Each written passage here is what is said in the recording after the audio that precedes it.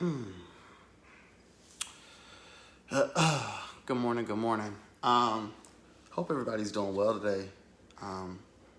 So my DMs have they've been flooded and packed over this this whole Black Lives Matter movement, what the organization stands for, folks that I attend church with, and folks that are curious about my stance, asking a question of where does you stand?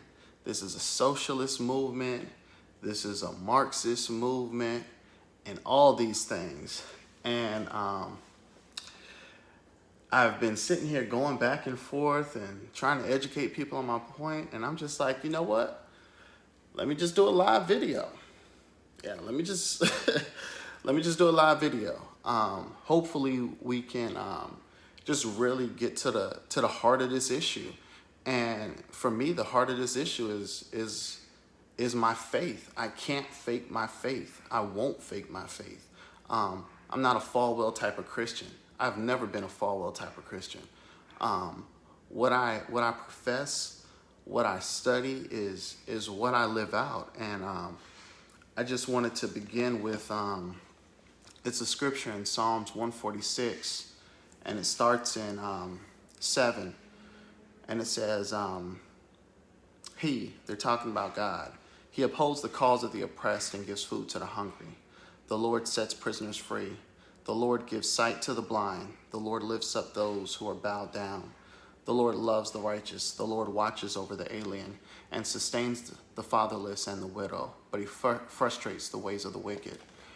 And, for me, when I look at this movement, people get so caught up in the word social, right? What does social mean? There's never going to be fairness here on earth. I've even had some of the folks in my DMs talk about, it just seems like we're in these last days, and you're fighting against the last days. And I was like, regardless of what period we're in, when has God said we stop being Christian? Like, when has he said we stop living out our faith? And I think that's the part for me where the character and the conviction are not going to falter is, look, I am going to be what I said I am. And I believe that this country needs to be who it says it was going to be on paper. That's something that Dr. King called us to do. That's something that many of the attorneys, Thurgood Marshall, Fred Gray, when they stood up and they brought these cases before the Supreme Courts, what they call this country to do. And so for me, it's how do you continue to see these murders take place on TV and continue to watch them day after day, day after day, day after day, and not respond. And I even had a person send me a flyer that people were sending out about, it's time to burn some stuff down and all these different things. And she said, I would hope that you're not involved with that. And I said, you've known me for 5 years. When have I ever responded in that manner? You've known me for 5 years. When have I ever responded like that? Even in the midst of it, part of the reason why I even stepped up is because I wanted these kids to know, like, man, you're not alone. We hear you. The pain that you're feeling right now, I felt. And I'm really big on ensuring that we do handle these issues in a positive and righteous way, because that's the foundation of who I am and what I'm built on. And so, and I really believe that I was created to make a difference, created to make a change. And so in these moments when things are so tough and tumultuous, like, these are the times where in these dark moments, I believe that the people with that light need to stand up and need to shine light into the darkness, need to point out the wrongs, and need to say that I stand with justice. And that's what this is about. This is about standing with justice. Psalms 89:14 says that righteousness and justice are the foundations of your throne. Love and faithfulness go before you. Blessed are those who learn to acclaim you, who walk in the light of your presence. And, for me, it's like, I have to be the guy that says, look, when I was baptized and I said that Jesus is Lord, this is what I said that I'm about. I said that I'm about justice. I said that I'm about accountability. I said that I'm about transparency. And it's been a difficult time. You know, Jacob Blake, I went to school. I played football with his brothers. I did not know that that was their brother until they started posting these comments. And you know what? It says that Jesus loved, Jesus wept. Man, that's the shortest sentence in the Bible is Jesus wept. And so I don't understand how you can claim to be a Christian and not feel for these people. And that's just one side of it, right? The other side is laws are being broken. Like accountability goes across the board. It just doesn't work for one group of people and not the others. You know, when I hear folks talk about black on black crime, you know, the flaw in that argument is if a black person shoots a black person, 9 times out of 10, that black person gets arrested and is going to jail and is getting a hefty sentence. When a police officer shoots a black person, I mean, the numbers in terms of those held accountability versus those who aren't. And that's the frustration for me because, you know, I've worked with attorneys. I've seen them have to deconstruct the case and build it back up just to identify what really happened. I've been with them on the scene where we're like, based upon where this building is located, certain incidents couldn't have occurred. And that's the frustrating part because this isn't a one shoe size fits all. You know, there are different elements in, and I think that we've got to really start looking at it. There are problems here. You know, when Dr. King spoke at Jimmy Lee Jackson's eulogy, it was after Jimmy Lee Jackson was killed by an Alabama state trooper, and he said that everybody that remained silent at this time might as well have pulled the trigger. They were just as his fault as the very trooper because they stood by when this injustice occurred. And, you know, the more and more I get to learn, you know, I learn about God and who he is, you know, I recognize that I serve a God of justice. And you know, and that aside, I was one of those kids. You know, I know the impact of, and I still know the impact of, you know, being pulled over. I remember I bought a new car recently, and there was a mix-up at the dealership with my tags, and I remembered I was getting ready to get on 285 and 400, and a Sandy Springs police officer pulled up behind me, and in my mind I'm just running down like, okay, you know, is he pulling me over because I'm black in a BMW? Like, what's going on? Did I do something wrong? What's going on? And so he pulled me over, and the first thing he says is, where are your tags? Where's this? Where's that?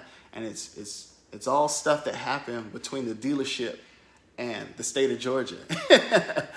and I'm sitting over here in a frenzy, and I'm like, look, man, here's all my information. Here's a receipt. Here's this. Here's that. So he goes back to his car, and he scans it, and he says, look, man, he said, you were right. He said, I would really suggest you put some pressure on the state to make sure you get your new tags and different things, because I could have impounded your car. I could have arrested you. He's just going down the list of all these things that could have occurred. And this is me coming from a place of working in the news industry for 10 years, going over to the DA's office, knowing the laws, still feeling some type of way. And I just couldn't help but think, but what about the 18-year-old Dante or the 15-year-old Dante who hadn't had those experiences, right? And all he knows is, okay, I got a cop behind me. I don't know what's going on. I don't know what's going to be said. I just heard about so-and-so getting shot by the cops. Maybe I just need to run. Those were literally thoughts that went through my head. And I think that people have to understand, it's not like I wake up and I say, man, I want to be a black guy. You know what I'm saying? It's not like I wake up and I'm able to choose what my race, what my gender, what all these things are going to be. No, these were things that were that were pre-selected and given to me prior to my birth, you know? And so I think that at some point we have to come to the humanity of these things. We have to understand that you know, these are people just trying to live. These are people that are just trying to survive. And to say that there's only one part of this equation that's correct and not the other, no. It's a very complex deal. And we have to understand that you know, this country was built on the back of oppression. You know, whether it was Native Americans, whether it was blacks, whether it was immigrants, it was built on the backs of oppression. So oppression is rooted in the very foundation of the concrete that you're walking on. And we have to understand that. We have to understand that it's going to take people of good conscience and good faith stepping up to make a difference. And that's the thing that, for me, inspires me to continue to do what's right. I remember, you know, and I share this story often because it made such a huge impact in my life. I remember sitting down with Fred Gray, the attorney for Dr. King, Rosa Parks. He handled the Tuskegee experiment, and he was just full of so much wisdom. And I just remembered the challenge that he gave me of continuing to fight for a better world. He said, there's so much injustice going on right now, and a person with your talents can do so much good. And the more that I continued to read these scriptures, the more and more I saw that, you know what, maybe the reason why I am as gifted as I am in my industry is because maybe God wants me to do a little more with the talents that I was given. And because of the life experiences that I've had, I am able to relate at a level that most folks are struggling to. And I want to be able to make a difference in that space. And I believe I can make a difference in that space. And so when I hear people say, oh, this is socialism, this is injustice, first of all, we have to break this down, okay?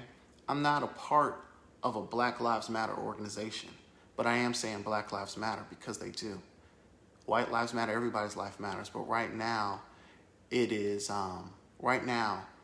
Black Americans are 4 times more likely to be killed by a police officer than they are by another black person. So you're talking about black on black crime, but the level at which they're getting shot by police is still so much higher. And these are from FBI statistics, okay? This is what the FBI is saying. And so we have to, again, have a real conversation and a real dialogue about what's going on so that we can make a real difference. Because as long as these things continue to occur, there's going to be a level of frustration and animosity. And I've said it before and I'll say it again. I don't condone riots. I don't condone burning stuff down. But I understand where that feeling comes from. I understand where all of that comes from. And if we're really that mad with people setting stuff on fire, like, let's start focusing on these policies and making a change so that we can take the ammunition out of that. I mean, this is pain. This is pain from being oppressed. This is pain from voter suppression. It's all these things that are taking over. And so I really believe if we're really trying to make a difference, it's really time for people of good conscience and good faith to step up. Because for me, I'm going to keep it 100 with you. This isn't about socialism. It's not about Marxism. It's about making sure that that these young black men are able to see the full maturation of why God brought them here on this earth. Like, too many of these young men are stolen. Like, I sit back and wonder sometimes, man, if my life was taken from me at 16, it would have been such a pity because nobody would have truly seen what I could have become, you know? Right now I'm a business owner. I'm having my most successful year in the middle of COVID. Man, how many people would have thought a kid from the hood could do that? I didn't think that. Back then, I couldn't see that. I can see it now. I'm being told now, I've been told now how brilliant I am in this period of time more than I ever have growing up. And that's the point that I'm getting at is, you know, there's so many diamond in the roughs out there, but they're Their lives are cut short. And we've, at some point, again, and I'm going to keep harping on this, people of good conscience and good faith have got to step up, because folks, I'm not naive. There's no doubt in my mind that there are people in power that are using this to politically get their agendas across. But my point is, if you're that worried about how people are manipulating this, why not work with us to fix the problem, to take the ammunition out of that gun? Work with us to fix the problem. Work with us to fix it, like, period. Like, that's the whole stance. People want to be able to live. They want to have access to great opportunities.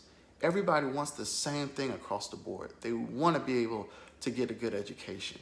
They want to be able to buy a pretty home. They want to be able to raise a family. Everybody wants the same things. That's it, period.